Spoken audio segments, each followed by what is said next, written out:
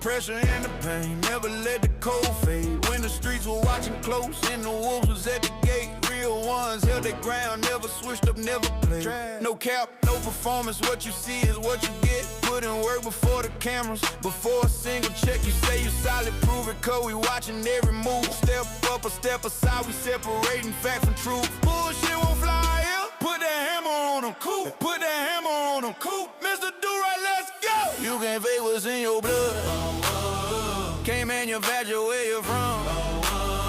When the smoke clears and the noise is gone, only the real ones still stand strong. Salute is the real. Salute, we recognize the ones who never fold. Salute is the real. Salute, the ones who kept their word and kept it gold. No front, no game, no pretend. Ride for your people, to the end. Salute is the real. Am I still them boys? Yeah. See, these streets got a way of sorting out who's solid. Every test, every trial separates the real from counterfeit. They claiming they authentic, but the proof ain't in the words. Actions over statements, let the record be heard. You hear them talking loud, but when it counts, they disappear. Whole lot of noise, but not a single thing sincere. Bullshit. We call it like we see it on the side, no sugar coat. Bullshit don't last, everybody know. Hey Rick, what? Let's get 'em.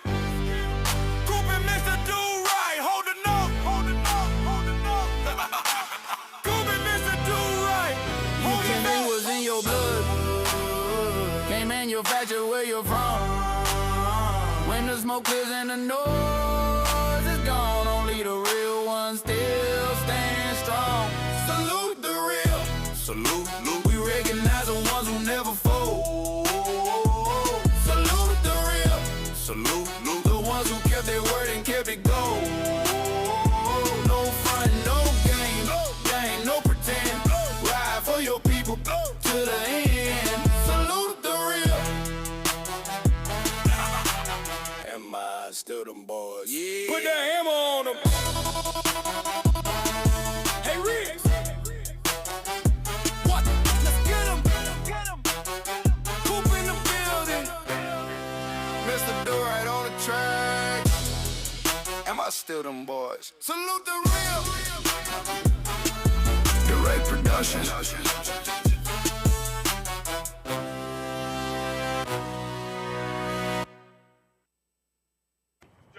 Ugly motherfucker! You know goddamn well, people, you wrong, man. All the puss I done hooked your ass up with. You better wear your bulletproof vest all day. Oh, motherfucker day! You too, you fat motherfucker! Good morning, my neighbors! Hey, fuck you! Yes! Fuck you too!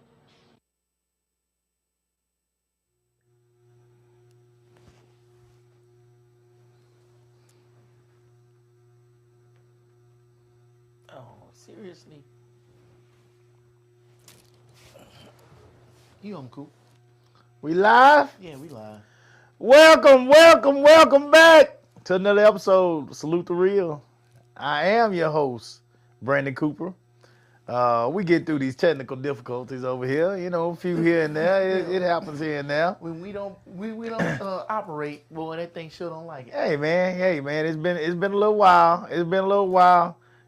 Charge it to hard work, not our hearts, charge the hard work.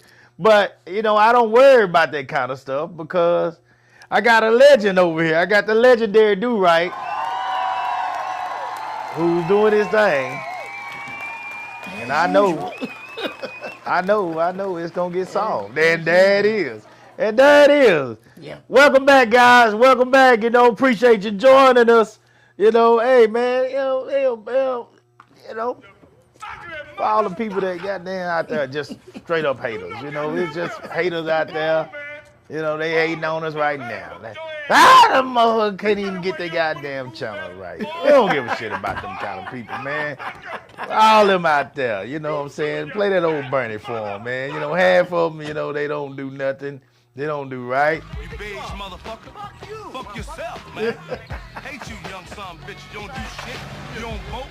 Fucking rappers, all you do is eat shit. Fuck. That's all right. Your mama's a man. Yeah, we give him that old Bernie treatment, man. You know. But anyway, hey man, it's a lot going on in the world. First of all, man, Legendary Do Right. How you feeling, brother? Man, I am exhausted. You're exhausted. Still. Yeah. I can't wait. I got 4 weeks left 4 weeks left. And- 4 weeks left for what? till June 27th. And what's happening June 27th? Oh, man, we got a 12-hour streaming event going down June 27th from 2 p.m. to 2 a.m. 36 hip-hop and R&B artists will be... Hold on. You can't go from there. Okay. You can't go past that too. That is outstanding, man. Congratulations. Yep. Well, yeah. The first hard part we have done, which is getting them all lined up. Boy, Right. that was a feat in itself. Right. So, God dog. So next, bear with me, people. There we go. Next is actually getting them all there to perform. That's the next feat. So it's gonna be a 3-ring circus. Hey. We got them on the list. We got them on the Got hook. them on the list. And so now we gotta corral them all up, and then we're gonna have to get them perform. Look, I'm trying to do interviews with all of them, Ooh. and it's been hell and high water just to get them Ooh. to commit to a day for 30 minutes. Oh my God. I already know. They don't I want to already know. post. They don't, I already they don't know. even want to fulfill the contract that they signed. I already know. Oh yeah, so I already know. it's gonna be interesting. I'm probably be up here like Pookie in a minute. Look at Going here. off. Look at here. I am elated. I don't get to use that word too often. I'm elated. I'm excited that I am done with my particular events. We're done. We are done, guys. We, from the beginning of April to this past Saturday, have hosted 3 major track meets.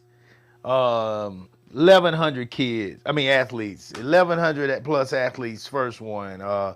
Over 3,000 athletes for the second one. And almost 1,200 for this third one. Wow. We have serviced over or right at 5,500 athletes in the last 2 months.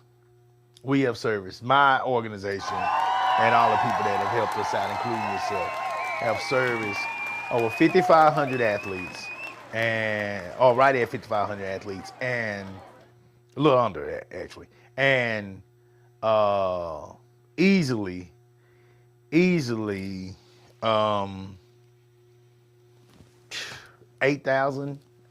spectators. Right. 8,000 to between 8,000 and probably 9,500 spectators between all those events. So it is an absolute blessing to be in this place, be in this position, to be able to entertain that many people, give kids a quality place to perform, compete, do what they enjoy doing, safe environment. Thanks to all the people that gave me the chance, spectators, athletes, officials, my people, including Do Right, who all pitched in to do some type of work to help us out.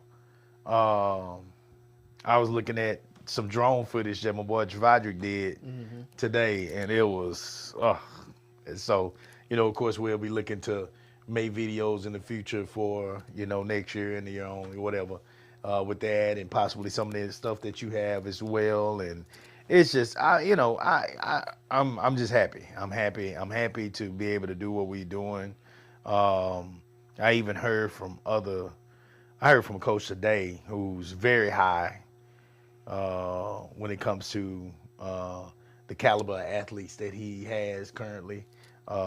He has some big time athletes, and so he's very high up there when it comes to what he's doing with it, with some of the kids that he's working with. And he sent me a video today of a parent of his that just, or at least a parent that he knows that he was talking to, and she was just bragging on the meets. And, you know, you're like, well, Coop, I mean, I'm sure you had a lot of people that bragged on your meets. That ain't nothing new. Yeah, it's not. But first of all, anytime I hear somebody say something good about some of mine, I never get tired of hearing that. I'm just grateful that so many people appreciate what we're doing. But it does feel great coming from our coach, who is very high caliber when you talk about what he's doing with his athletes in the community. Because a lot of times, you know, coach to coach, you don't get that kind of, you know, you don't get that kind of love. So he made sure to send me that when she was saying it, I guess, to him and all around him, and he said, hold on. Then he asked her to say it again, recorded her, you know, and her child saying how much they appreciate it and love Clash Texas. They think it's the greatest, blah, blah, blah, you know. And so it just feels good. It feels good to know that people really appreciate what you do. And so we're grateful. Shout out to Carmen Kier, shout out to AISD for giving us the opportunity to be at Burger Stadium in Nelson Field. We did it again, guys. We did it again. We did it, and we're done. And now we get to focus on our athletes and get ready for qualifying season and see what our kids are gonna do. So I'm gonna still be working meets, but at least they're not mine anymore. I ain't gotta worry about packing all this stuff up. Oh my God, Do-Right called me Monday. Oh, I had to text Do-Right Monday, you know, because we was gonna do the show regardless. I wasn't worried about Memorial Day, you know. That's a good reason to do a show and talk about, the services that have been the service that's been rendered to us by him and so many other military men and women out there, the ones that lost their lives, you know, to honor them. That's a big time thing. That's a big time deal, you know. A lot of times people are going off to war and have no understanding of why they're going off to war, but just knowing that they're fighting, you know, for their country. So anything on that, I know you know more on that than, of course, than I do. And yeah, fair winds and following seas to everybody that went out there and didn't come back off patrol. I'm glad I made it back. So Memorial Day is not for me. It's not for you. But I mean, I know you know some guys or some guys that maybe did not, you know, come back for, you know, that you might have met in the military and stuff like that, you know. Luckily, I was a peacetime military member. Ah, okay. Yeah, you know, okay. I got lucky. Yeah, there was some guys that fell on some hard times. Yeah, in the military, if one of them is taken out, it ain't necessarily by the enemy's bullet. Yeah. You know what I'm saying? Friendly fire? No, meaning home stuff. Oh. You know what I'm saying? There was more. There was dudes caught more strays from girls back home than they did from any enemy. Yeah. You know what I'm saying? So that's the best way I could put it. I'm sure their relationships back home are never easy. Right? I mean, a lot of times. Majority of military guys you see have been divorced. Yeah. You know, it's hard on a relationship. Yeah. To be away like that, then you're around other. We just gonna say, I'm not talking about the member. I'm talking about the spouse. Gotcha. It's not easy for that spouse to lose that member for a period of time. You're back home. You're in a place, usually in a place you don't know, don't have friends. Right. And you'll find somebody to attach to that try to keep you company, and they're probably not the best person to be around. Of course. And then next thing you know, you find yourself in some stuff. Then next thing you know, you writing a letter to the person that's overseas, and that is not the time to communicate. Let that person come home first. My God. Let me tell you. My God. I can't even imagine. I watched the dude get destroyed. We was in France. Ain't no way he was getting home no time soon. Right. He was in France and he had a girlfriend. Well, he left his apartment and his car back home with the girlfriend. The girlfriend was driving around got some dude shacked up in his house, and she was bold enough to tell him. And he in France, so he couldn't do a damn thing about it, but balled up on the ground in a puddle. Literally, he was in a puddle of water, balled up, crying, just mumbling to himself. We had to lower him down the hatch and put him in a rack, and I never seen him after that. They sent him home. What? Yeah, he was done. Wow. That's what I'm saying. That's not the time to communicate with people. Is when they're over there, because your mind got to be right. Right. There's too much stuff going on. Right. And it's too many people that depend on them. Right. She took out half the ship when she did that. You know, for what? Some foolishness, some fun. And people don't think about the consequences, because a lot of times it's not just you and it's not that other person. There's a lot of other people connected to that. Right. You know? So, that's what I mourn. I lost a lot of time and a lot of sleep and a lot of friends behind that bullshit. Yeah. And I wasn't immune from it either. Man, I used to get some emails. You know, the biggest thing, you away. You just want to know somebody back home just give a shit about you. Cares right? about you. That is the biggest thing. Yeah. And I would get emails, I was married at the time. And it was just like, oh yeah, I got to take the coin to get it looked at because it's ticking or something like that. And yeah, the kid's all right. And I'm like, God damn. I mean, is this all I'm getting is updates? They're like, shit. I'm out here just flapping in the wind, and it ain't got nothing to fuel me, feed me, to make me just like, man, I miss home. I couldn't even miss home because I was given nothing to miss home. Yeah. And it sucked. That's why I'm not with my first wife now. It was all her. I'm out to sea for 6 months in a damn submarine. What the fuck can I do? And she the one miserable. Like, you on land, motherfucker. Yeah. Shit. Yeah. Yeah. I have no idea how you. I can't imagine being on. I was seasick. I was getting there on the little. I think what we probably had like a 4-day cruise, a 5-day cruise, or something like that. Yeah. I was seasick with that. I can't imagine how you live on water like for months at a time. I was in a submarine. Submarine feels just like this. Literally, this is a submarine. Except for maybe a little rocket. But you can't go outside. That don't bother me, Coop. I have no problem. I can sit in the house for a whole week and not go outside. That don't bother me. Get no sun? That don't bother me. And you know why it don't bother me? Because as a kid, my mom didn't let me go outside and do shit. Right? Yeah. So I was used to not going outside. And then when we did go outside, it was go cut them yards.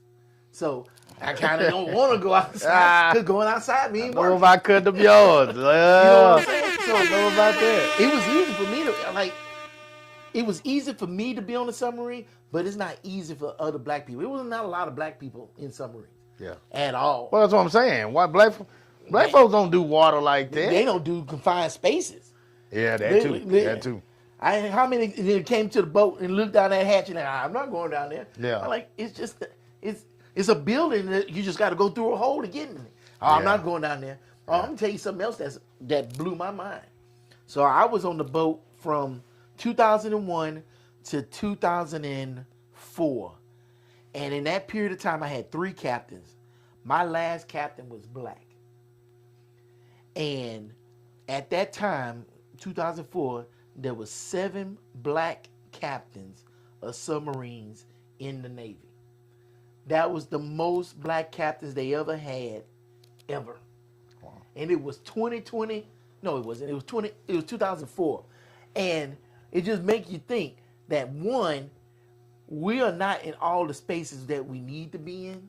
Okay. Because if we want to be recognized and to be acknowledged, we need to get into all those spaces. So I give all them captains credit. And my boat, the USS Miami, while it was still afloat, had the most black people in command out of any ship in the Navy. I was calling it the soul boat. Yeah. Oh, yeah. There you go. But and see, I wasn't afraid to be on that boat because I knew they wasn't gonna let that leash go that far. Right. And so we ain't gonna get into too much shit. So Right, you know, right. I felt good. Yeah. And it's bad. It's sad. It's sad, but yeah, it feels good too because I want to come home. Yeah. I know that's right. I know that's right. Yeah. All right. So, hey, man. Well, we respect Memorial Day to those who have lost a soldier out there. Much love to you. Much respect to your family. And we do actually appreciate the dedication that your loved one gave to this country, to us, for us to be able to do the things that we're doing, like the things that we're doing right now, sitting down having a conversation about life. All right. So salute to them, All right. So we got that out the way. We got the meats out the way. I talked about that. There's a lot going on out here, man. What's going on now? There's a lot. Here we go. Here we go. Hope we ain't talking about that. No. We got real life shit going on Okay, not that that we need to bullshit. talk about. Not no bullshit today. okay. It's bullshit, but it's Real life bullshit. yeah, it's real life bullshit. Not internet bullshit. First of all, did you see Ray J? What's going on with Ray J? God damn, dude, right? You got to come off this project for a minute and pay attention to what's going on out in the streets. Shit. What happened with Ray J? You got to look up Ray J. He back with Kim Kardashian? If anybody, no, he's not back with Kim. That would be a good thing today. That would be a great thing. Now, those are his glory days, as far as I'm concerned now. Ray J is in trouble. Somebody please tell my boy Do-Right what the hell happened He to got knocked out? Oh, Lord, look at the video. Watch the video. This fool went in there and tried to do one of them celebrity matches. Uh-huh. I'm going to let you watch this shit first. You got to watch this. Hold on, y'all. Hang on. Oh, he in the black trunks, huh? Shit, he the dark one Yeah, he just got, with brown in his hair. yeah, I see him. We gonna turn the play to Jeopardy and let Do-Right watch this video. You need to watch the one where he's talking at the end, Do-Right, so you can hear it all. He got knocked out? Who Yeah. he fighting? I don't even know who he was fighting. He got knocked out by He shoulda got it. Super Hot Fire. That's the dude named Super Hot Fire? I don't know. Doing live boxing. I didn't even look at him. I couldn't even read nothing on it. Didn't even look nothing up on it. Ooh. Yeah, he done. You need to see the words though.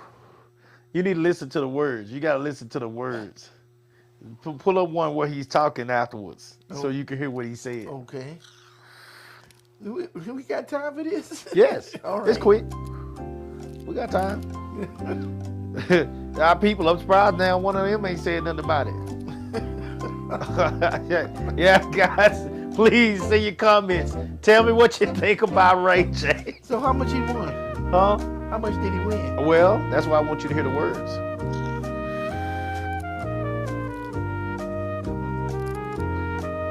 Take your time. We good. Like old boy Peter Dunn said, hey fam, if I got knocked out like that too, I would try to make it seem like we ran off script or something as well. But come on now, what's really happening, bro? Like boys keep getting in there, making a fool of themselves and getting knocked out. Oh, that's somebody talking on it. Hey, Yeah. you got some issues with it. I wanted you to hear Ray J afterwards. Ray J Yeah, was he- talking in the ring. Now, we seen what had happened in the Hey, Ain't Coleman, shout out to you. Love you. Get out there, didn't even decide to throw a punch. I will say.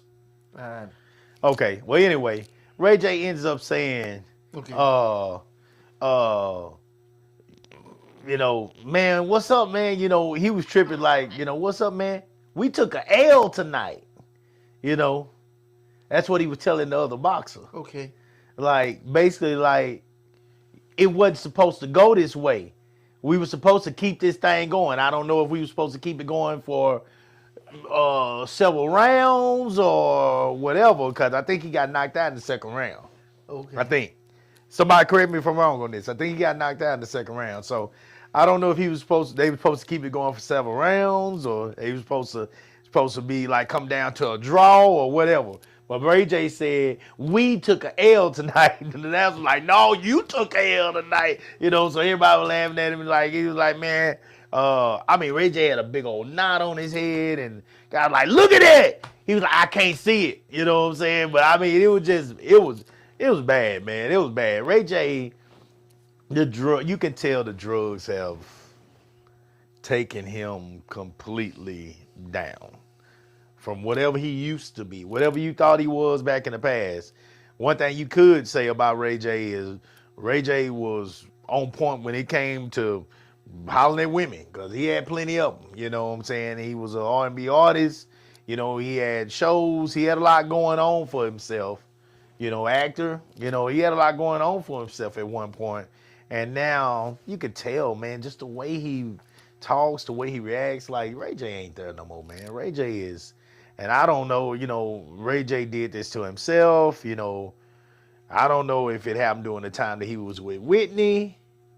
You know, you don't remember that, huh? He was with Whitney Houston? Yeah. No, I don't remember that. Ray J was with Whitney Houston at one point, man. Yeah, he was with Whitney. I'm going to tell you one person that I did not keep up with in the past was Ray J. I would keep up with Brandy before I keep up with Ray J. Well, when you think about the whole situation, like Ray J had a very good situation. I mean, to have a sister who, from a young age, has been a star. Yeah. You know, had her own show. Music has been. I mean, Brandy's been around since I was younger. You know, she's been.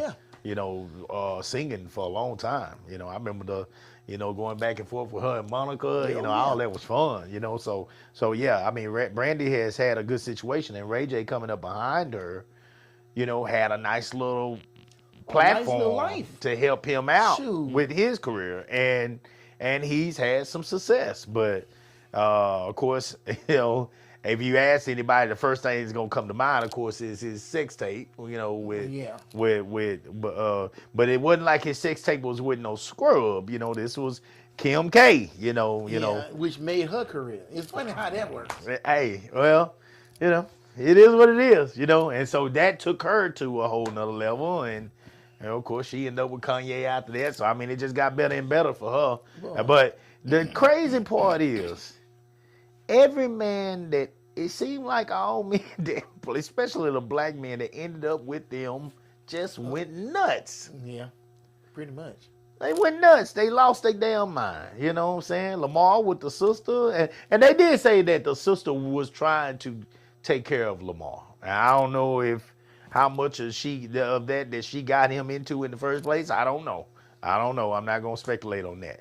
But you know, so Ray J is out there, guys, putting his body on the line, life on the line for a little bit of cash. And apparently, the way he was talking at the end of that thing, the cash didn't end up being what it should have been, or it wasn't going to end up being what it should have been, because old boy didn't play the game. Ain't nobody was trying to see nobody fight nobody. Shit. They think they fucking Jake Paul and some shit. People hate Jake Paul. They want to see his ass get knocked out. That's why he can do that shit. Glad you brought that up, because that's going to take us into our topic for tonight. Jake Paul was clearly a guy that has taken advantage, in my opinion, of being a white athlete that trolls and is able to get big paydays from fighting these popular black celebrities, old and young, yeah, and young, but not necessarily boxers in their prime at all, you know. But that last fight, he got his ass whooped. Oh yeah, he got his ass whooped by that dude. Yeah, that dude. Yeah, he finally took it up a notch, because that last one, of course, he fought Tyson, and that which wasn't fair and wasn't, and you rarely hear me say I'm happy that somebody got their ass whooped, but I was absolutely happy that Jake Paul got his ass whooped because you're taking one of our legends, you know, and made him look like a fool. well, and I honestly think that shit was rigged. You're not gonna make Definitely me believe. You're not gonna make me believe that Tyson couldn't do no. Now, don't get me wrong. Tyson is an old man now, Yes. but I saw him. Oh, he was in his. And I saw him still training. Uh-huh. And from what he was doing when he was training, you're not gonna make me believe he couldn't do no better than that at all. I just feel like he just carried that whole thing for the money, you know. And I hate to see, you know, as a fan, I'm never mad at nobody. I'm not gonna tell nobody how to get their money, but I myself hate to see one of our champs, one of our people, you know, our heroes of those times, you know, just kind of reduced to this, you know. Yeah, didn't he fight Roy Jones Jr.? He did with Roy. And Roy they said, both black. Yeah, but Roy Jones said, "Man, Tyson still got it." Yes. And so that Roy's old himself though. Right, but being still, fair. I mean, he said my arms toe up from blocking them punches. Yes. And so I get Jake Paul is young, but Jake Paul is no heavyweight champion. He ain't no. He's never held the belt. He's never fought motherfuckers in their prime. No, he's never not. No. You know, Tyson should have done more to him. But I've been mad at Jake Paul since he did that. Y'all tell me, correct? Y'all tell me if y'all on here who it was. Our basketball player. It was a little basketball player that used to play for the New York Knicks. That he knocked out. He made me so mad. That made me so mad. Ooh, that made me so mad. Little dunk champ that used to play for the Knicks. I forget his name now. But that was one of the first ones with these celebrity boxing matches that he did that I saw anyway. Mm-hmm. And he knocked him in. Made me so mad. You know, so I was really glad to see this dude whoop his ass. I ain't gonna lie to you. I was glad to see it. You know. But the topic for the night, hey, Miss Denise, I hate when Miss Denise watch this because I don't like to talk noise in front of Miss Denise. Happy to see you upright and more rested. Enjoy your evening. Thank you, ma'am. Much love. She was out. Shout out to Miss Denise. Shout out to her. She came and saw all of Nate, Reggie, there you go, baby. Nate Robinson, man. Yeah, knock little Nate out, man. Little Nate, little point guard, man. Knocked him out. I was so goddamn mad, man. I want to fight that Negro myself. But it is what it is. But shit, I get knocked out for some money like that. Come on, man. I don't. Like Tyson didn't give two fucks about winning that match. He was getting a payday regardless. It don't matter. That was just some fun for him. I understand that people are willing to. Dude, this is Mike Tyson. You know, he ain't worried about it. He did his thing. He good. Tyson. Look at all the shit Tyson has done outside of the ring. Who is a hero that you have? A hero? Yeah. No, I don't have heroes. You don't have no heroes? No. Not none? If you have a hero, who is somebody that you let respect? you down. Who is somebody that you respect? I respect a celebrity, anybody that you respect? Oh, celebrity? I don't respect too many celebrities. There ain't no celebrities that you respect. No. Man, celebrities got history. Like I said, you put somebody on the pedestal. What about Denzel Washington? I think he's a decent actor. Yeah, he good. From what you can tell with his life, has Denzel gave you any reasons to question him? You know, based off anything that you've ever heard about him? Yet, no. Pretty damn impressive. Yeah. Pretty damn impressive, right? Yeah, but I mean, okay. But I don't. So need with him all the work as a that, hero. he is absolutely. No, I don't need him. I mean, as a hero. I feel you. But with all the work he has done, with all the, I mean, I'm talking about work from a young drooled over this man.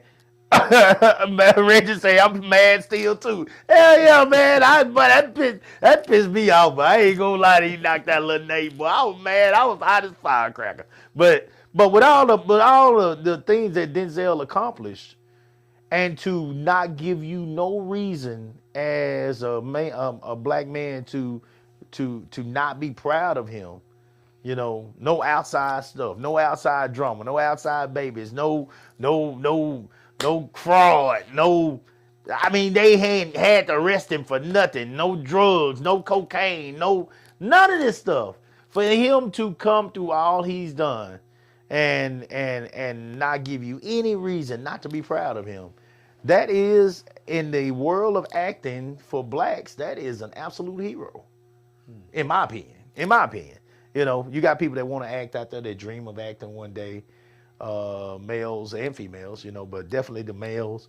If they need a male to look up to, I don't think it gets any better. You know, he's exceptional, you know what I'm saying? So I just feel like even when he talks, even when he speaks, he speaks in a way that, you know, is motivating, is uplifting, you know, and so I think the world, you might not need him, but I think the world needs people that inspire, you know, and Denzel is one of those, to me, that inspires people to do well. You know, when he speaks, you can hear the passion for what he does and the work ethic that he's displayed over all these years. And so I believe in heroes. I believe in heroes. I think that what you're doing is heroic stuff.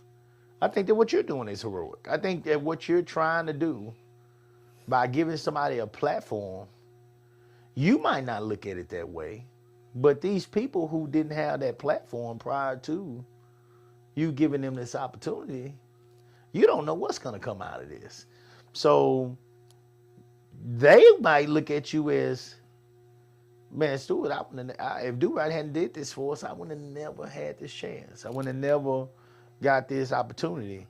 And as it grows, you don't know what's going to become of that. So you might be reevaluating this whole thing in a minute based off the way some people are going to be looking at you when it's all said and done. No, I still feel the same. If somebody feels like that towards me, that's fine. But that's not what I'm trying to be. I'm trying. Oh, no. It's never what you're trying to be. It's just what you become. It's what you become because people, to me, heroic stuff is people caring about people in a way that helps them to thrive. That's what it is to me. Something heroic is people caring about people in a way that helps them to thrive in whatever it is that they want to thrive in, you know, and you know, or be safe, or be, you know, it's multiple ways you can. But in this conversation, I'm talking about, you know, ways that you actually help to inspire people or care about people, and they can look up to you and get an idea of what it takes to become something special. And coming to your place for Rhythm and Rise is going to give a lot of them an opportunity to build a resume.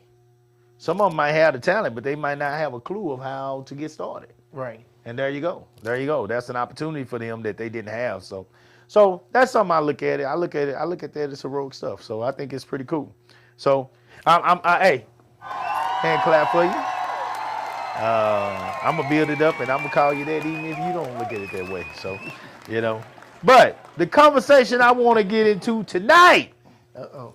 Here we go. And we just get into the conversation. Yeah, I knew it. Here we go.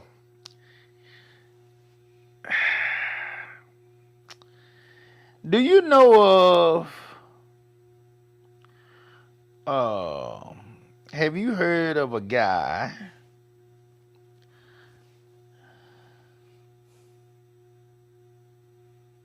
Hold on, guys. Hold on. Bring this back up. All right. Uh-oh. I misspelled it. My bad. Hold on. All right. All right, ladies and gentlemen. Do right. I'm going to ask you a question real quick. All right. Do you know of a man named Chud the Builder? Yeah. I heard about it. You heard about Chud that. the Builder? Yeah. What did you hear about the great Chud the Builder? He was trying to make his internet kingdom by going around calling black people the N-word on the streets and everything, trying to get them riled up. And then when they get riled up, he start telling them, well, don't chimp out, and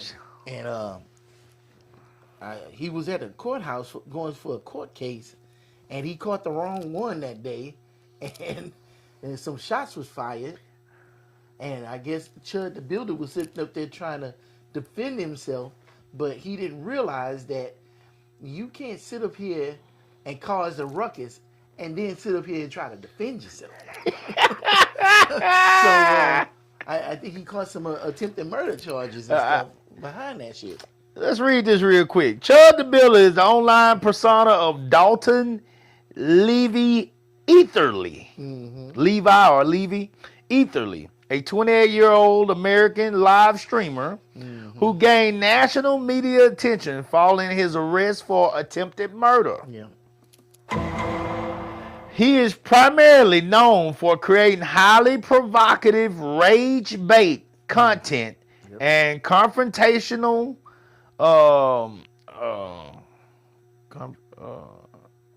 in real life streams in Tennessee. Okay. Online persona and content. Style. Etherly streams interactions where he deliberately incites public arguments and confrontations with strangers. Black strangers. Yes. Controversy. His videos frequently feature explicit racial slurs, harassment, and targeted hate speech directed at black people. Yes. Reach. While relatively obscure to mainstream audiences, his content heavily circulated through internet clippers who repurposed his most volatile moments into viral social media snippets. Legal controversies and arrests. Etherly was arrested twice within a single week in Middle Tennessee following severe escalations of his real-world behavior. The Nashville Steakhouse incident on May 9, 2026, Etherly was arrested at Bob's Steakhouse, Steak and Chop House. He reportedly shouted racial slurs, caused a public disturbance, and walked out on a $371.55 bill after being told to stop live streaming inside. He would now hold on, guys.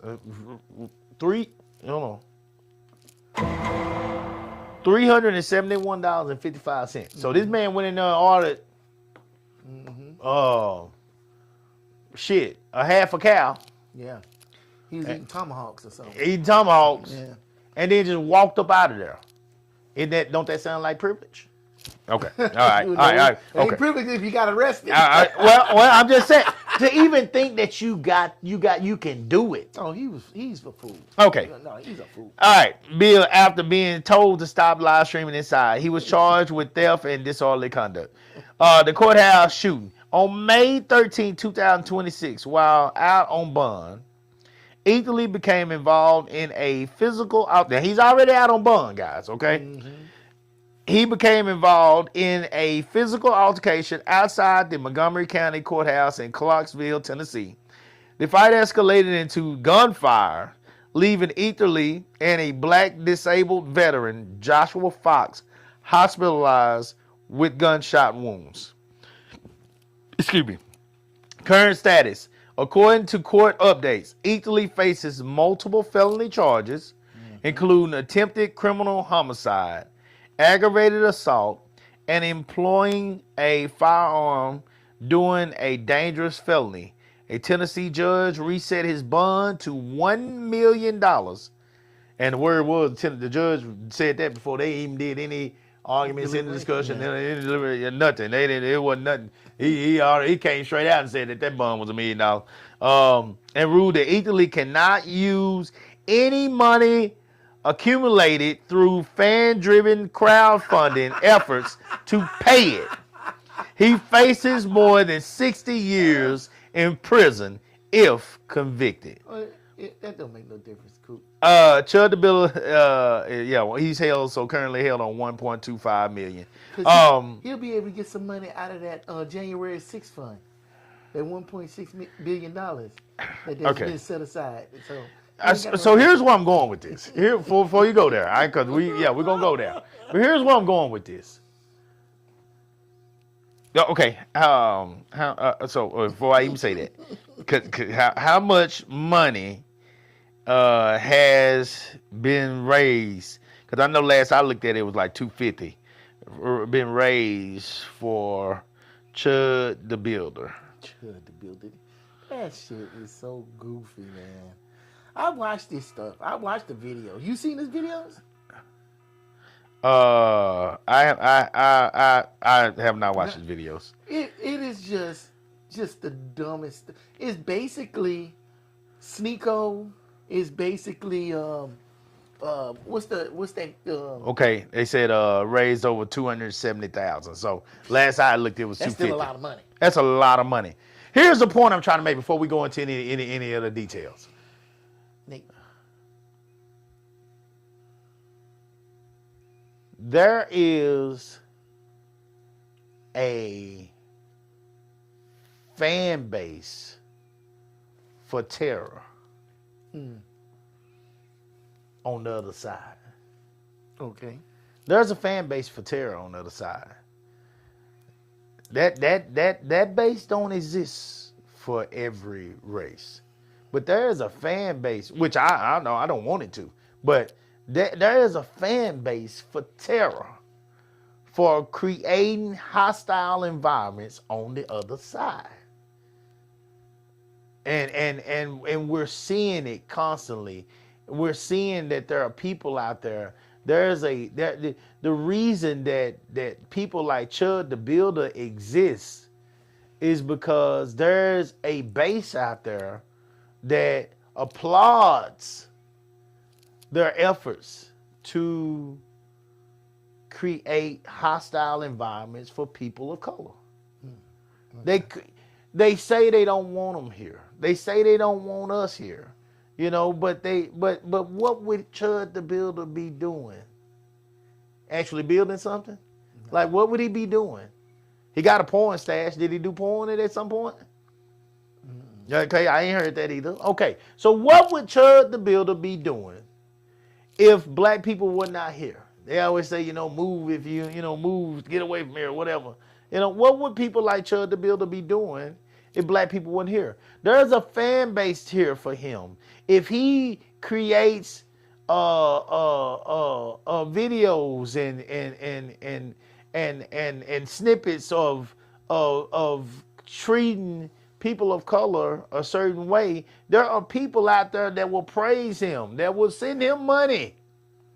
And now that he has shot a black man, after calling them chimps and monkeys and niggers and all this kind of stuff, after utilizing that type of language toward a man of color and warning him, basically daring black men. There was a video of him daring a black man to say something, do something, chimp, go and chimp out, all that, like you said. Mm-hmm.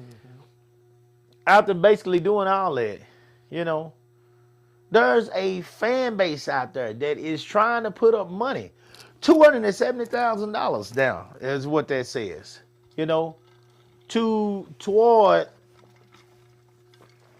toward what I consider evil. I mean, is it anything else? I don't agree with you because I don't think it's Boy, what come that on. is. Talk to me. I'm listening. I think these motherfuckers just basically sold they soul. All they doing, because if it wasn't for that phone, if it wasn't for that internet, if it wasn't for trying to chase that clout and them dollars online, that dude would have never said that shit. Ever. He would have never said it. Are there people out there, especially the white people, that feel like they being replaced? Oh yeah. They feel it every single day. They not at the top of the food chain anymore. And they butthurt. Literally, they are butthurt. If you watch the video, he says that, oh, get out of here, N-word. What is the part that I'm saying that you disagree with? Because you saying evil. You don't think he's evil? I don't know. I don't think he's evil at all. I think there are a bunch of okay, hold on, let me calm down. To wake up in the morning and your day be planned by negativity towards somebody else is evil. Man, that dude What is evil then? I don't know. I don't know what evil Is there such a thing as evil then? I don't know. I don't know. What is evil? What is the epitome of evil in the world today? What is the I don't know. Is it a person? Is it a place? Is it a thing? I don't know what evil is. I don't see that dude as evil. I see that dude as somebody who came up with an idea to try to make a come up, and he thought he could do it and get away with it because he thought he knew what the First Amendment was. Because that's what he kept crying about. He'll say some shit. He'll be in that camera saying it, and it's like, oh, I got freedom of speech. It's like, motherfucker, that's against the government. That's not against other people. You want to pay the consequences in the streets from other people. Yeah, this is verbal assault. This is harassment. This is you're harassing somebody. That's freedom of speech is two totally different things. Now, evil. The definition of evil. Evil is broadly defined as profoundly immoral, wicked, or depraved behavior. It encompasses actions, thoughts, or forces that intentionally cause unnecessary harm. It encompasses actions, thoughts, or forces that intentionally cause unnecessary harm, suffering, or destruction. It is generally considered the fundamental opposite of goodness. If you are intentionally causing unnecessary harm, suffering, or destruction to people, you are evil. You agree with that? I don't know. You don't know? I don't know. Well, that's what the definition says. And that you are evil. I mean, I hear what the definition is saying, but then I don't know. Because here's what I got a problem with. Cool. Okay. I ain't always been good. Okay. And in my younger years, I may have fit some of those descriptions. So does that make me evil? At the time? So is it only at the time, or do you once you do it, you stay evil? No. I mean, if you believe in some type of faith, my faith says that if you repent and you change your ways, then God will change you. God will make you a better person. But I mean, I don't know. I don't know who it just depends on what you believe in. I don't know. But I know that there's no day in the week, there's no day in the month, there's no day in the year that I wake up and intentionally just want to go make people feel bad. Something is wrong with you. If that's the way you choose, you can't say it's just about money, because if that's the way you choose to make your money, you are willing to hurt people, hurt people's feelings, make their day bad. You willing to step on somebody else to make yourself feel better. And I know there's a lot of people out there like that, and it's so much of it going on. There's so much hate going on. There's so much pulling, and we talk about crabs in a bucket and all that kind of stuff happening, that we might not look at it like that no more, because it's so much of it going on. But when you are willing to do something to make another person feel unworthy or feel bad about themselves, or create self-esteem issues within that person, or physically harm them, of course, then you have done something bad, because you did not do anything to make people feel good. You didn't do anything to make the world a better place. You woke up with intentions to make somebody day bad. And so to me, you're an evil person. You're an evil person. If that's how you wake up, if that's what you plan on doing to make your money, then you're evil. That's how I look at it. I don't know. So y'all comment. Tell me what y'all think. If am I wrong with that? If you wake up in your day is playing with with hostile acts toward anyone, then I'm damn sure ain't gonna call you a nice person. You sure ain't nice. There's something wrong with your ass. If you need to be, because what's gonna happen is exactly what happened to in this situation right here. Eventually, you're gonna come up on the wrong person, and these are just not things that the normal person does on a consistent basis. It's just like I used to hear parents come in when we was in the court. When I was in court, I was working in the courts, and oh, he's a good person. He's a good person. Ma'am, your baby might have been a good person, but your baby pulled a gun and put it to somebody's head, and he took something from them. Oh, I mean, things happen up there. No. Hold on.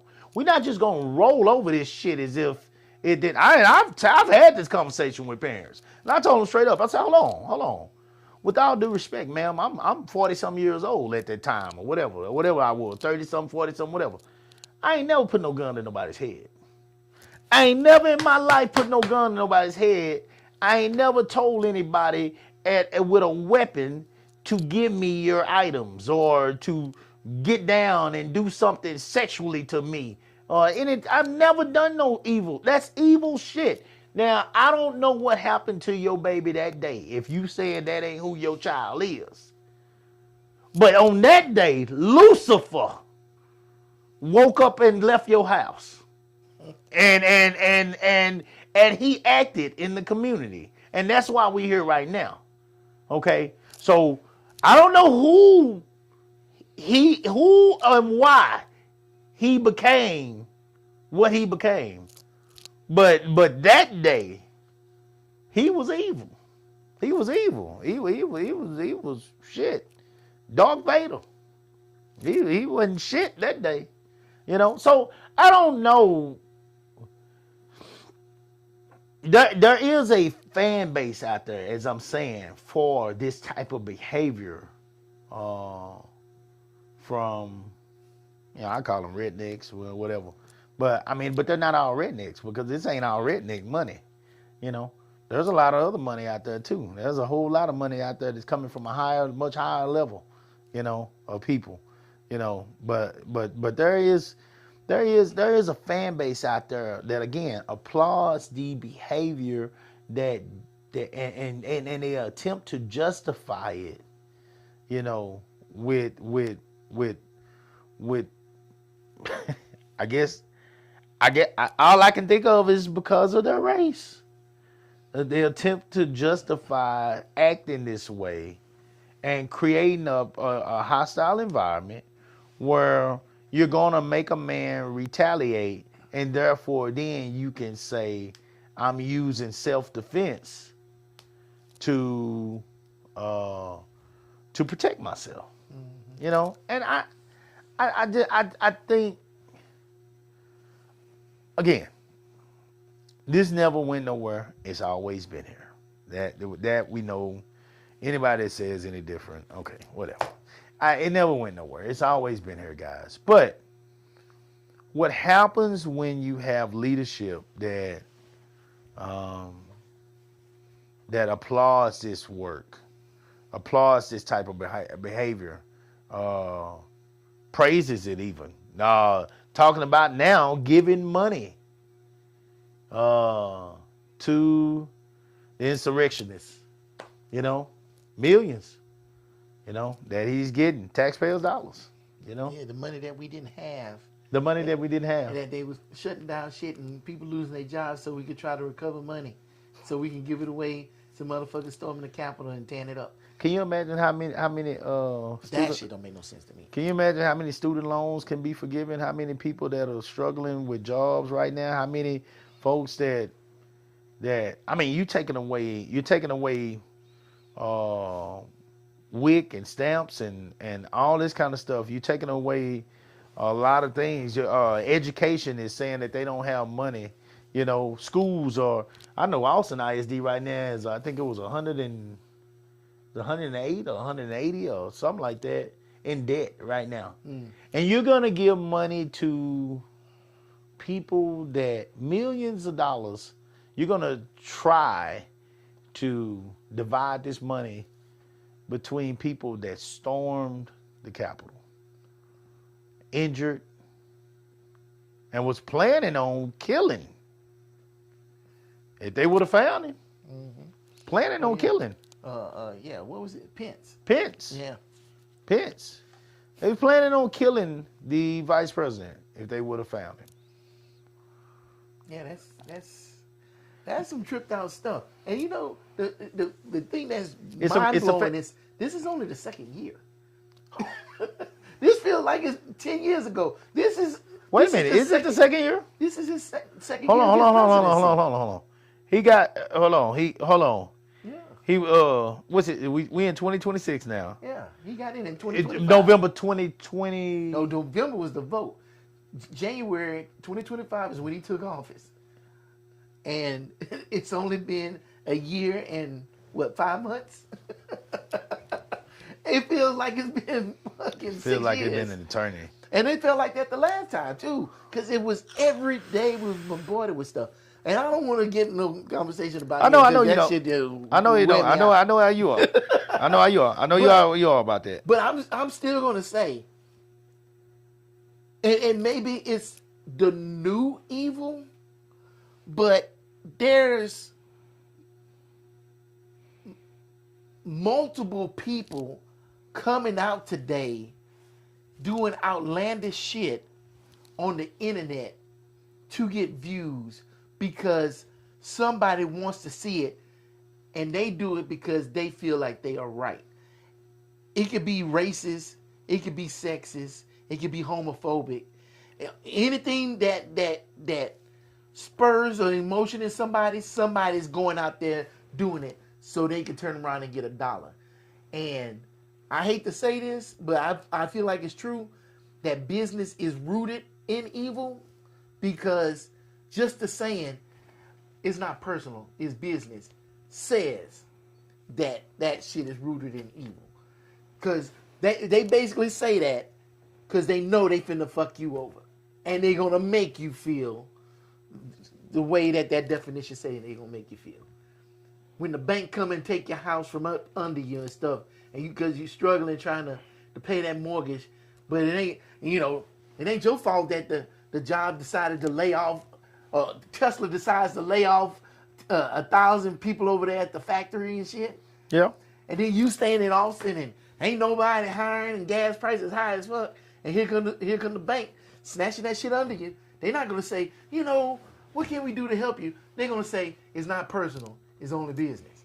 Yeah. That part is true. Am I surprised that dude see that streaming as a business and doing some dastardly shit so he can make a buck? Yeah, because there's too many of them motherfuckers out there on all the spectrums. And we still look at it. I saw that Chud the Builder video. I didn't watch that particular one. I watched the black dude talking about it. So not only did Chud the Builder make money off that stream, now this black guy talking about him made money off the stream, and then another black guy talking about the black guy talking about Chud made money off the shit. So you see what I'm saying? If it wasn't for Chud, a lot of black people wouldn't be eating. And all they doing is that's what they talking about for the today. That's what they talking about for the day. They talked about Chud until Chud went down. Until they went down or whatever. You know what I'm saying? But that's a lot of content. And all these dudes that but the MMA act fighter itself, dude, people will talk about it all day long. The news talk about it. I mean, everybody talks about it. I mean, you know what I'm saying? So people will talk about it. It's one thing to talk about what somebody else did. It's another thing to do it. Yeah, but you cannot talk about it. Don't give that shit any energy and let that shit fade. We talking about it now. I know. We talking about it now. But see, the whole let it fade thing is not. It don't fade. It don't fade. Because it don't go anywhere. The thought process doesn't go anywhere. It's still here. If people see that there's not an audience for it, then why do it? Because it ain't gonna make them money. Oh, it is audience for it. It's them. Because everybody feeds into it. It's a fire. And as long as you feed that fire is gonna roar. But when you stop feeding that fire's gonna eventually. Well, they're die not out. going to stop feeding it. Matter of fact, they got $270,000 worth of proof Well, to shit, show that they're not they got going to more stop. money than that going to that. You and I don't. Well, hold on, what's the name of that thing from Charlie Kirk thing? Oh yeah, He got millions. of Yeah, dollars. millions So of dollars. That's not. Yeah, we well, already know that Chubb there's was people out well there on. feel like Chubb was well on his way. Now he ain't no Charlie Kirk. Let's be clear No, about no, that. no. He ain't no Charlie Kirk. Okay, he's the redneck version Oh, yeah. of Charlie Kirk. You know what I'm saying? He's a redneck type version. He was because getting- he's young. He's only 28. He was getting accolades in the street in his videos saying, "Keep doing what you're doing. Yes. What you're doing." He's the redneck yeah. version of Charlie Kirk. Yeah, absolutely. He's the redneck version. So I guess I look at this and I'm guys. Let's make something clear. I'm not trying to go here with what with a racial type show tonight because that's not what I'm trying to do here.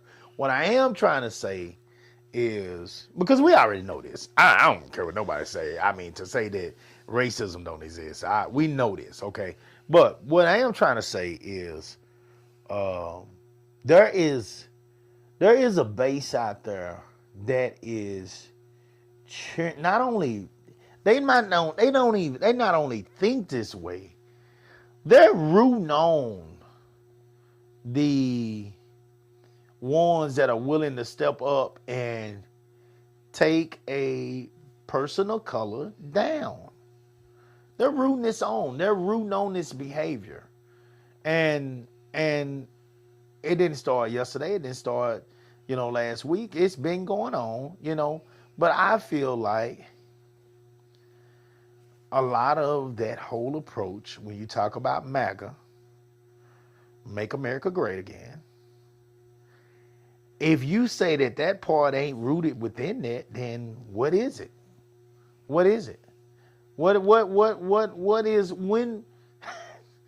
I've heard it several times, but when was America great?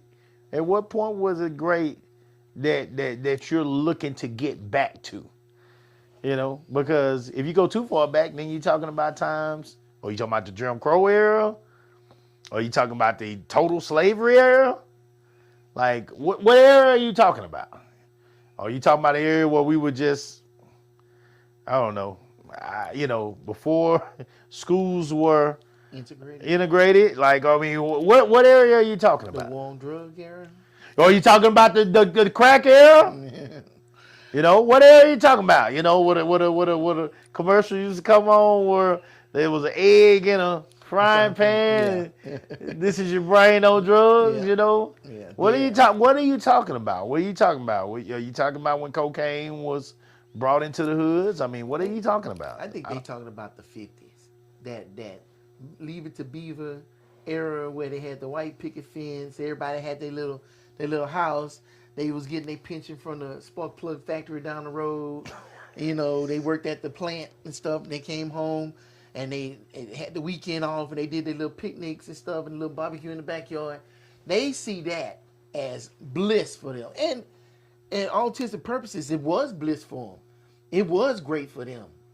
That's what they want to get back to. They want to get back to that. They just not taking anybody else in account for that.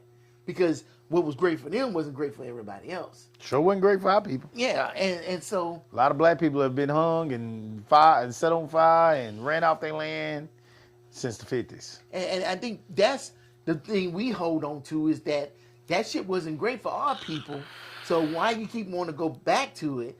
Because it sounds like you just want to bring that back into us. Is bringing back those problems, that pain and shit.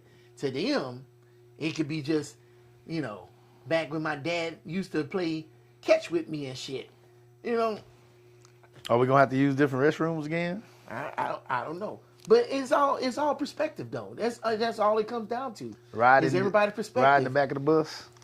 They don't see what we went through and the pain we went through because that's not their perspective. You could tell somebody all day long, they'll never know if they never had that perspective. They got the same grandparents that we had. Yeah, and I their heard the grandparents stories. didn't go through that. I heard the story. Their grandparents are the ones that saw I was going through it. They never told them stories. Oh, they seeing it and going through it is two different things. That's just like you can hear or see a woman getting raped. You can have empathy for that, but you didn't go through it. You'll never understand and experience that pain. You know what I'm saying? So it's like I heard my grandparents' pain. I heard it. I felt it. I felt it. I felt my grandmother. I felt my grandmother when she would say, I felt my grandmother when she said, my grandmother told me one time, this one's tough because I feel for her. I can't imagine what she went through to feel this way, but my grandmother said one time, Brandon, make sure that you marry a girl that's a little lighter skin. She was like, just marry a girl lighter skin, so you know, if y'all have babies, your babies won't come out too dark. mm-hmm. My grandma told me that. This is a woman of the church. This is a woman who, to my knowledge, lived her life as a child of God the entire time I knew her. I mean, everything she did was for her family. Everything she did was for that church. She worked hard for the people that she worked for. She took care of a white lady like it was her own child. You know, as that lady got older, home health care. I mean, everything this woman did was godly. And she said that to me because she was a dark woman. And as I got older, and of course she was gone, I realized, I said, I wonder if that's why she married my grandfather, or one of the reasons she married my grandfather, because my grandfather was lighter skinned. He was lighter skinned. And that maybe that'll even out the kids, and the kids wouldn't be so dark, or maybe maybe the kids, that puts a little bit of white in their blood, so maybe their hair would be a little bit better. And it's just, I can't imagine how bad that had to feel for our people to not feel worthy because maybe they weren't pretty enough, maybe they weren't light enough. The light-skinned women, got more attention, got more love, and then I wonder sometimes with the light-skinned women, how much they had to go through because people, looked at them as not real, master's daughter, or, you white, you think you all that, and, just, it's just a lot of, it felt like a lot of hate that was just for themselves and for their people that was built into them by the things that had been done to their families for generations. And so for anyone to say they can't see, can't understand, all you got to do is sit down and listen to these people. There are still some of these rocks that are around here, some of these legends of that time that are still around here, that still got breath, that can tell you this history. And to this point, if you don't know, you just don't want to know. You don't want to know. You're not listening. I mean, it's interviews. It's one thing to hear. It's another thing to experience. Coop, you told me a story just the other day. You was in your truck and some dude shook his fist up to you and called you a nigga. You experienced it. Yeah. There's not a white person walking this planet that's going to experience shit like that you experienced, that your father experienced, that your grandfather experienced, that your great-great-grandfather experienced. They they cannot sit up here and say that. They cannot fathom that shit. Yeah, because we Like, don't do that shit. Hold Man. on. I had a conversation with a supervisor. They can still listen though. I had a conversation with a supervisor at work back when that Aunt Jemima was getting changed off the pancake box. And he said straight to my face, well, I don't understand what's the big deal. I said, well, imagine there was a picture of your mama and her ass was out and it was on a box of Cracker Jacks at the damn store. And every time you went to the store, you saw your mama with her ass out on that box. Everybody buying that shit up. But every time you see it, it makes you upset. Would you want that shit changed? He said, well, yeah, I guess I would. I wouldn't want my mom ass all out. Yeah, we don't want to sit up here and see this slave woman on a box. Yeah. Every time we go to the grocery store, next to Uncle Ben selling fucking rice. Right. Right. and Mrs. Butterworth big ass over there on the bottle. Right. It's like we can let go of these things of the past and still have products. You don't even know why they on there. He says they on there for a reason. Yeah, because slaves were known for their cooking. Goddamn right. And if a slave cooked, white people knew it was good. So if you put slaves on the packaging, it's advertising that they shit is good. Right. Now, he heard all of that. Right. He understood all of that. Right. But he'll never feel that because he ain't never going to see some white person on a package that's going to make him feel uncomfortable. He ain't going to have the Washington Caucasians fucking football team. You know, nobody give a fuck about the New York Yankees. What the fuck is a Yankee? That's the part, and I totally get what you're saying right there. But at least he heard you. He heard me, but he didn't feel it. Well, and if you don't feel it, you don't really get it. Hold on. Not necessarily true. Not necessarily true. We studied a whole lot of history in that damn school that we didn't feel, but we get it. We get it. We got it. We got it good enough to get a goddamn good grade on it. No, that's retention. Okay. That's not feeling it. Learning though. Learning. You can still learn. You can still be willing to listen. Yeah. There's a lot that we experienced in our lifetime that our kids will never experience. There's a lot that our kids are going to experience that they'll never experience. They'll never experience. You know, their kids will never experience. So what I'm saying is it's our job to teach, you know, our kids. It's our job to teach a person how certain things make us feel if they're willing to listen, right? I mean, don't you agree with that? Yeah. But you can also have a white person that's a professor of African American studies and still be racist. True. You know what I'm saying? You could. This dude is learning. He's at the college level and still hate a motherfucker. True. Because everything he learned and everything he took in and memorized and is stored in his mind, he still ain't feeling that shit. So you're not gonna change. Well, okay. So here's the deal with that though. You're not gonna change the views and perspectives of every person that you talk to, and I wouldn't want to. I don't think that's our job. But I think if a person is trying to be a respectable human being, the least they can do is hear out how certain behavior makes a person feel.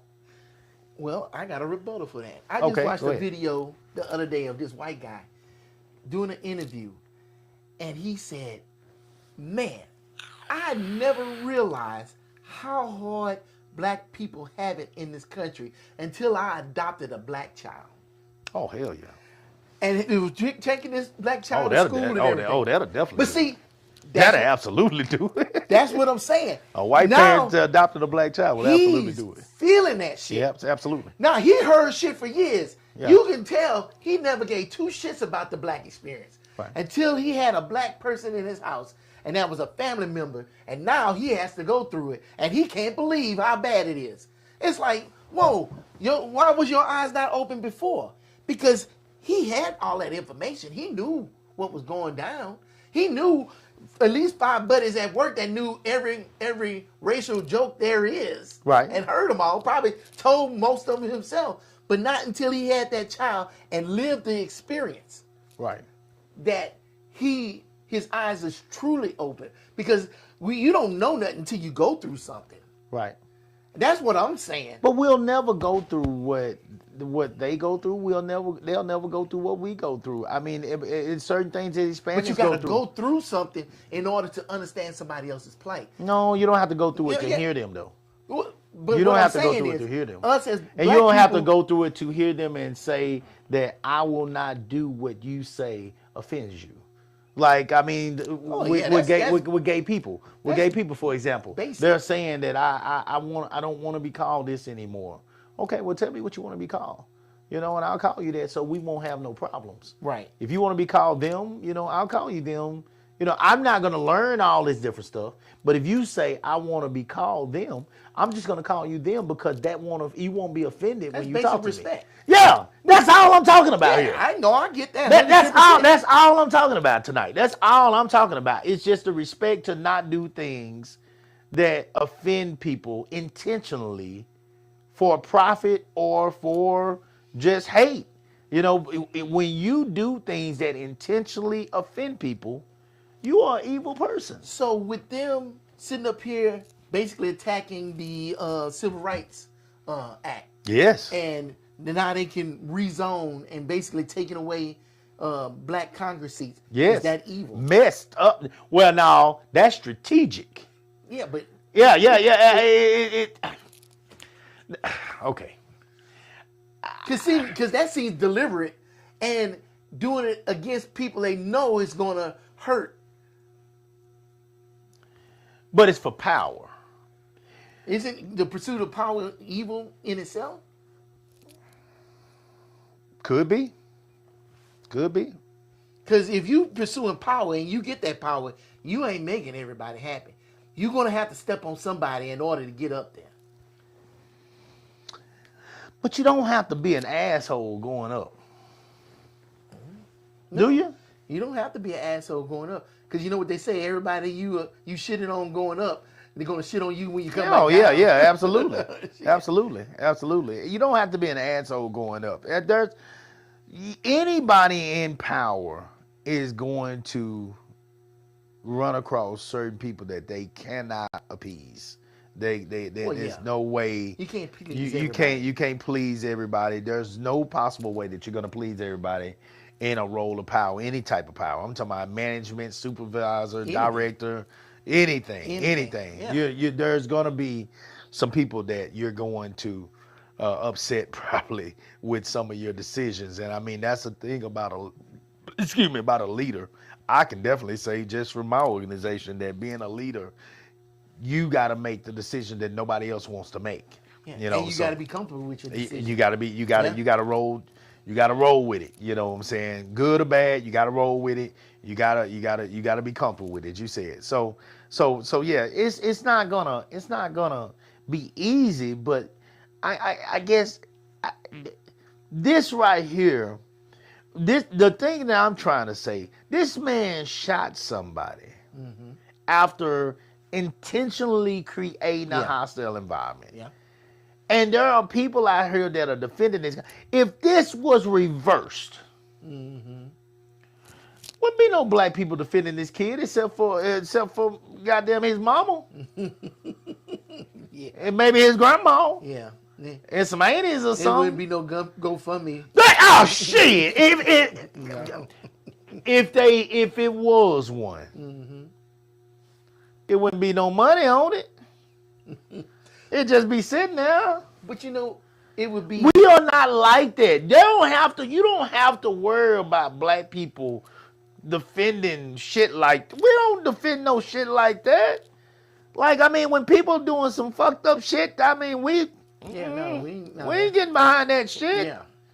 You know, let them lock their ass up. You know, when Lord knows I was a Bad Boy fan, but when I saw some of the shit P Diddy was doing, I didn't want him to get no RICO. I didn't think it was a RICO charge. I didn't want that at all, and it ain't because I'm just defending him. Do I think P Diddy done did some bad? Hell yes. Do I think P Diddy might have set up some of the murders? Absolutely. Absolutely, I do. Get them on that. Matter Not of some fact, bullshit. I honestly think that I wouldn't, based off shit that I have listened to from people that knew him personally, I wouldn't be shocked if he was guilty of, if he set up Kim's murder, his baby mama. I wouldn't be shocked. I mean, but T-Sean, that's not that ain't what we're talking about. We're talking about basically PD being a fucking freak and an asshole. He's an absolute asshole with some of the shit he did. But I mean, and fucking people out of money. You think about it. A lot of those bad boy artists never quite. They might have reached a certain point, but it stalled pretty quick. Yeah. I mean, with pretty much all of them. I mean, you go through the list, you know. You can start with the band, you know, and then the white girls that they had.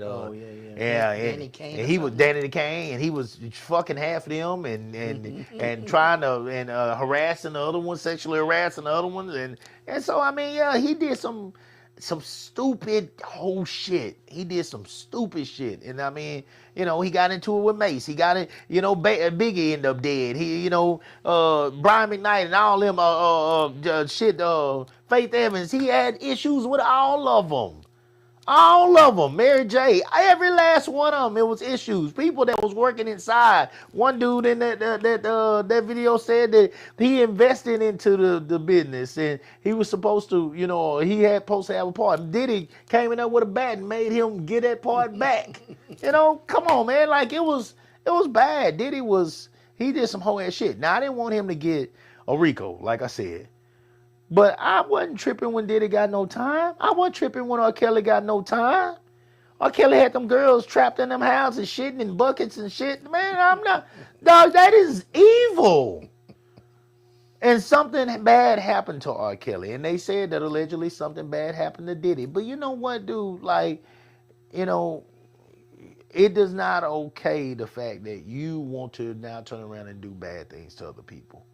And I'm not with that. And so, you know, although R. Kelly to this day is still number one forever in my mind, when you talking about R&B music that you gonna want to touch your lady to, number one all time. The GOAT is never. I don't care who you go get. I don't want to hear it. He's number one for me. But is he a sick individual? Absolutely. R. Kelly is twisted. There's something completely wrong with him. He's not normal. That is not normal what he was doing to those girls. It's not normal what he was doing to his wife. That's not normal. You know, so we don't get behind shit like that. You know? If you want to get them out, it's just because you done seen all these other people get out and you be like, well, damn, you know. But I don't want to get him out. I think he's a demon. I think you have to be a demon to sit back and like prey on young females like they did. I think you do. What P. Diddy did to Cassidy, you got to be a demon. What R. Kelly did to Aaliyah, you got to be a demon. You got to be a demon to do those type of things. So I would never, we don't get behind stuff like that. Right here, we have a situation where somebody is getting behind the hurting of people. And that's a goddamn problem. You know what it reminds me of? It reminds me of that A&M game. Remember with the state trooper? Yeah. And how people were defending the state trooper? Yeah. And you was like, well, did you not see the same thing we saw? Yeah. Oh, well, them kids should have moved. Why couldn't the trooper move? Why couldn't the trooper just stop? Move to the side. Did he have to do that was so important that he had to bust through 3 kids that's supposed to be there playing in that game at that moment? So with that being said, and I'm glad you brought that up. Because that's the next thing I'm going to, and I'll leave it with this. The NAACP is asking black athletes to not go to these southern, basically Confederate type schools, these southern schools, SEC type schools, Ole Miss, you know, Arkansas, all these kind of schools. They're asking these athletes to not go to these schools because if they lose their athletes, right, they're saying that will make them come around and be like, oh, hell no, we can't do this. Because they praise the boys as long as they out there playing ball for them. Mm-hmm. But then, you know, but then they want to take everything from the people when it comes to, you know, everything else in life. So, The sad thing is, we have all the power in our hands, but we'll never sit up here and use it. we want to depend on the athletes. We want to depend on the kids. Yeah, why? We want to depend on the kids. And And one aspect, I hate that they ask this type of stuff for the boys, but it is true though. One thing that they love, Alabama loves, is Alabama football, Roll Tide, right? Auburn football, Ole Miss football. You know, they love it. A&M football. A&M football, Texas football. You know, they love it. So they saying that if they could get those boys to go to HBCUs, you know, and that kind of stuff, you know, that Man, it would. Would it be a good thing to see? Yes and no. Because you asking these kids who's starting off their lives and careers Yeah. to sit up here and not go to a top 10 school. HBCUs don't have their shit together. Yes. That's the truth. And be obscured. That's the truth. They don't have their shit together. They don't have their shit together. The only way they you get can't out- compare. You can't compare the experience that those kids are gonna get. You know, taking their talents to a LSU compared to TSU. I mean, you can't compare it. Yeah. I mean, it's not even close. That's So going to the big time. That's like, don't go to the NFL, go to the CFL. Who finna watch you in the CFL? maybe even lower. Yeah, I don't know. So- And why are you putting that burden on these kids? Yeah. How about you just don't go and watch the game? Don't buy tickets. Well, and the first thing I said when they brought that up is, okay, so if you're asking the kids to do this, what are you gonna do? Yeah. What are you gonna do? Are you gonna stop working that job where you go in there and work for these white people every day up here? Right. Like, what are you gonna Oh do? well, you know. See. Yeah. How there you go. gonna ask some kids to sit up and give up make that sacrifice? You ain't willing to make that sacrifice. Hey, man. That's kind of bullshit. Yeah. So it's always. I think the problem that we have a lot of times is that we always want to throw the work on somebody else. Yeah. Yeah. Candace and I have been there. We have been there. We've done it. We did the work. We went out here and we fought. And now I told Candace that, you know, because people still reach out to us about fighting about this, fighting about that. I said, no, Candace, we done. We done.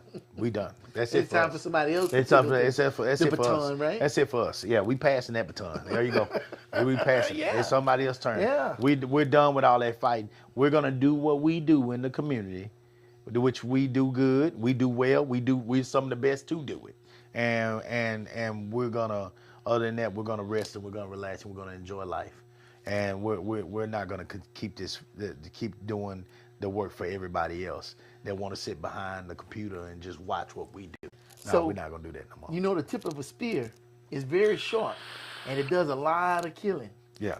But every bone, every rock, every piece of dirt it hits, it gets duller and duller and duller because it's constantly taking all the blows. Yeah. But the rest of the spear is still good Yeah. because everybody sitting there behind y'all, they come get the tip to go out there.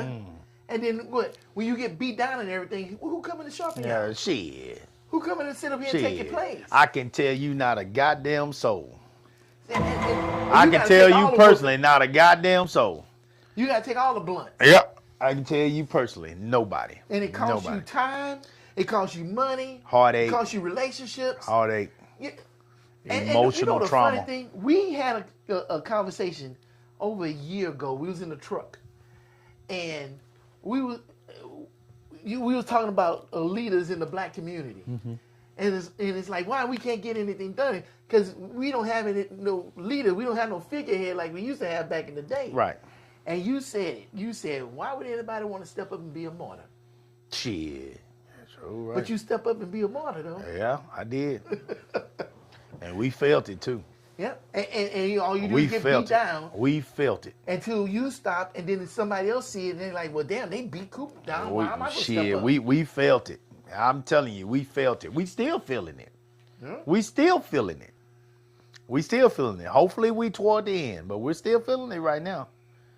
And it's all been something that reached out to for other stuff, and not, you know. And I shit, I ain't went up there for a goddamn thing. I ain't going for nothing. Not yet. You got to take care of us first. And so hopefully that happens. But I mean, until then, we not. Well, I can't even help with anything. I'm talking about something just easy, you know, that I could easily do without. No, we can't do nothing until all that is settled.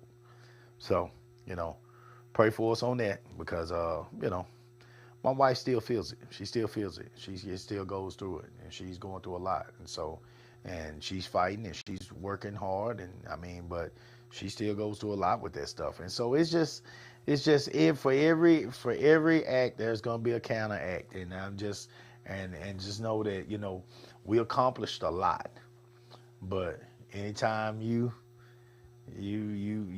pull some things that other people didn't pull off, well, just know that you're gonna have some demons out there that are looking to get you. Oh, Yeah, you're gonna have some people that are looking to get you, and they haven't stopped. And so we you know, we don't bar it. Trust me, we don't bar nothing, but we just, you know, we still in a battle right now. And so, you know, I'm not gonna be, once we finish this battle, I'm not gonna be the one that's gonna be doing all that fighting no more, because, man, you know, God has been good to us. We gonna keep doing what we're doing out here. Again, like I told you, we serviced over 5,000, baby. We serviced over 5,000, and everybody ain't gonna get the chance to do that. And so I'm not gonna sit here and act like I don't know how blessed and fortunate we were this year, and hopefully for years to come. So with this, I'll end this tonight by saying that I just, on my end, I just don't want people to assume that just because folks are just out here. Do-Right made a good point. He made a good point tonight, and that's why I do enjoy doing this show with him, because he does see things different from me. He made a good point tonight by saying that, you know, people are just doing what they got to do for opportunities, basically, is what I got out of here, what he was saying. It's opportunities. It's opportunities. They see an opportunity and they're taking it. And they're not even thinking about the pain or the trauma that is causing people. It's just opportunity. It's opportunity to get paid. It's opportunity to be free, say what the hell they want to say, whatever. And I get it. I get all that. But if your opportunity creates sadness for your fellow man, whether you look at them as your fellow man or not, they're a human being. If your opportunity to rise is going to create a situation where another man will fall, then I got to question this, and this is just the moral values that I have. I got to question your heart. I got to question who you are. I got to question how you look at life. I got to question whether you care about other people, or do you just care about yourself? Because there are ways to rise, people. There are ways to make it. There are ways to be successful without hurting other people. You do not have to do that. There are other ways to do this out here. But because the world loves drama, because drama sells, and Do-Right, this is another thing you've talked about. How, you know what I'm saying, you didn't have enough drama back when you were doing your shows, and you know that could have sold, but you didn't choose to go that route, and God bless you for it. But because you didn't have enough drama, it might not have did as well as it possibly could have done if you would have chose to do it another way.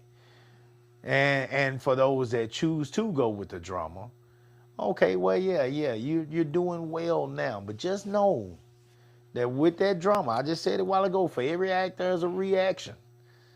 There's a reaction. And now the builder, what's his name? Spud, whatever his name. Chud the builder. Goddamn Chud the builder is currently locked up on $1.25 million bond. So, yeah, that's where his actions got him to. So just keep that in mind when you choose the drama over, creating a safe environment, because his actually didn't work out for him too well. Shit.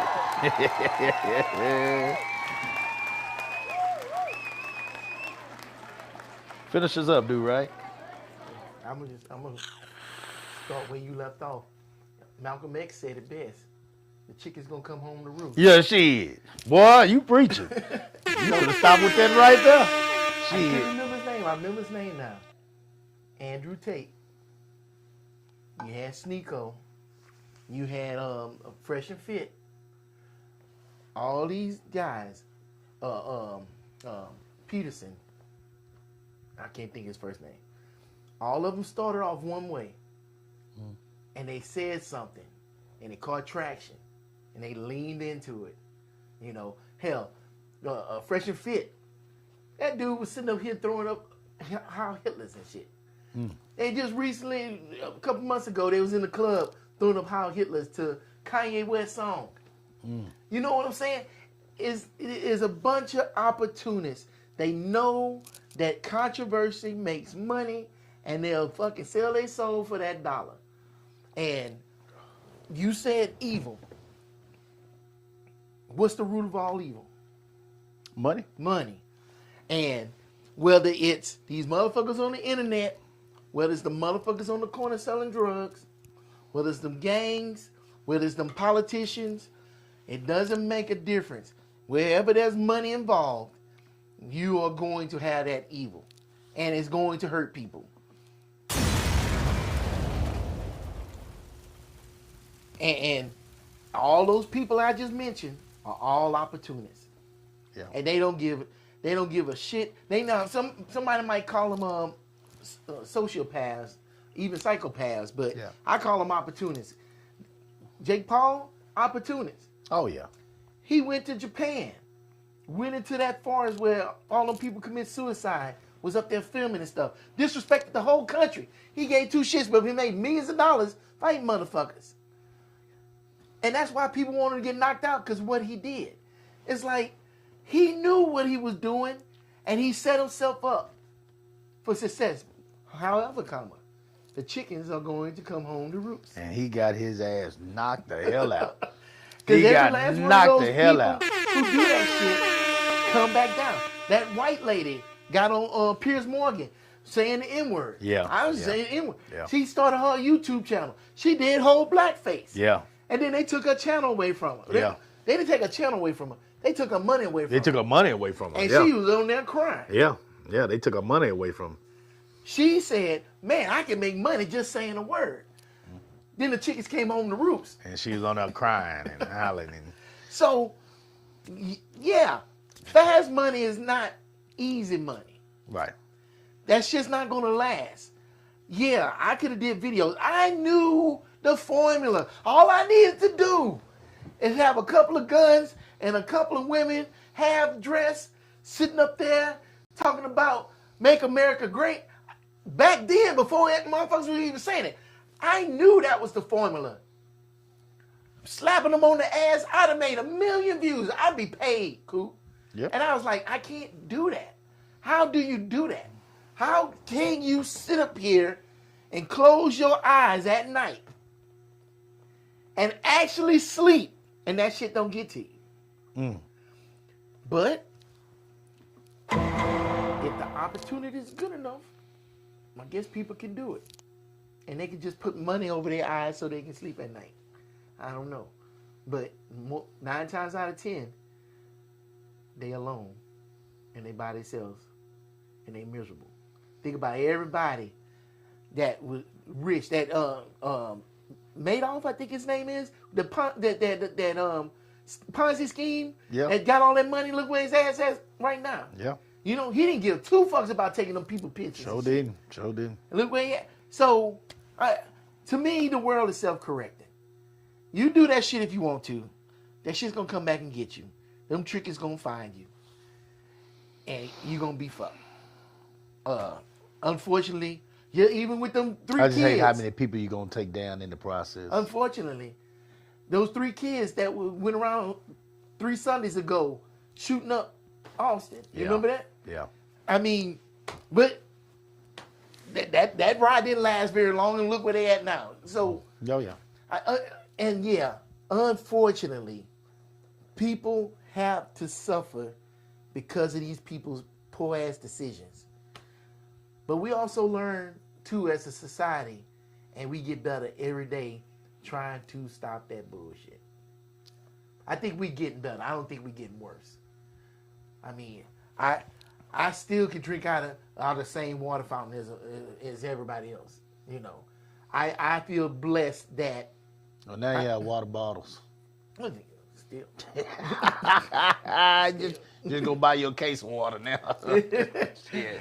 I just feel blessed that I don't live in the same world my dad lived in, to where he had to be in the house before the street light came on. As a grown man. Absolutely. You know what I'm saying? Absolutely. So, and I'm just gonna keep working to make it better and better, to where when my grandkids get my age, they can say, I didn't have to live in a world where a dude walked up and down the street just throwing out racial slurs to get a reaction off of somebody on a fucking stream. That's all I can do.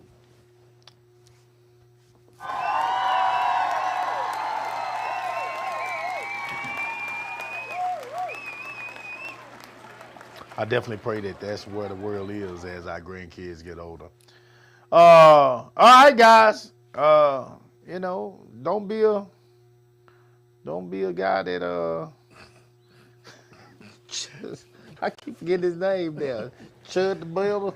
Don't be a guy that keeps trying to write checks that his ass can't cash. Yeah, cause you know, as dude right just said, he's alone tonight, or Oh, he's got a buddy. he might have some company. Yeah. The company that he wasn't looking forward to, though. All right, guys, look here, man. We're glad to be back. Appreciate y'all tuning in. Like, share, subscribe if you can for us.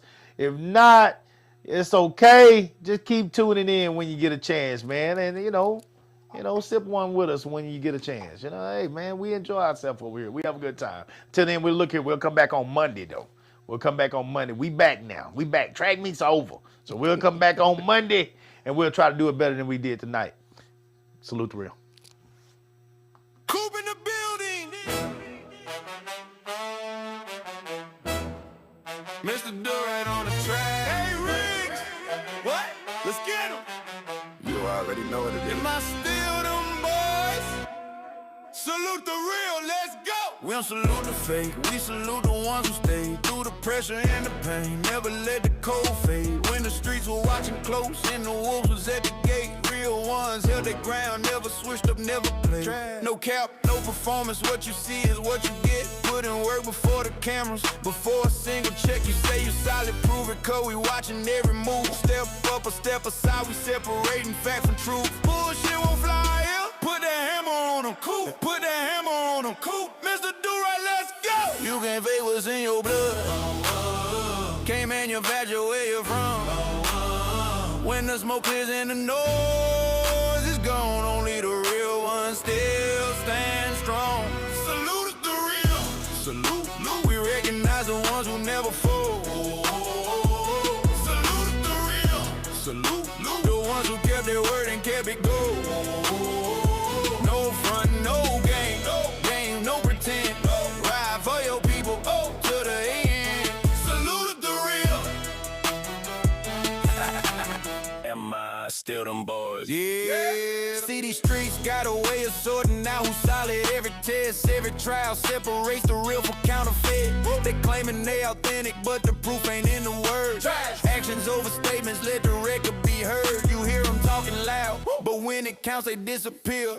Whole lot of noise, but not a single thing sincere. Bullshit. We call it like we see it on the side, no sugar coat. Bullshit don't last, everybody know. Hey Rick, what? Let's get him. Coop and Mr. Do Right, hold the note, hold the note, hold the note. Coop and Mr. Do Right, hold the note. You was in your blood, can't manufacture where you're from. When the smoke clears and the noise is gone, only the real ones still stand strong. Salute the real, salute, we recognize the ones who never fold. Salute the real, salute, the ones who kept their word and kept it gold. No front, no game, no pretend. Ride for your people to the end. Salute the real. Am I still them boys? Yeah. Put the hammer on them. Hey Rick, what? Let's get him. Coop in the building. Mr. Do Right on the track. Am I still them boys? Salute the real. The right production.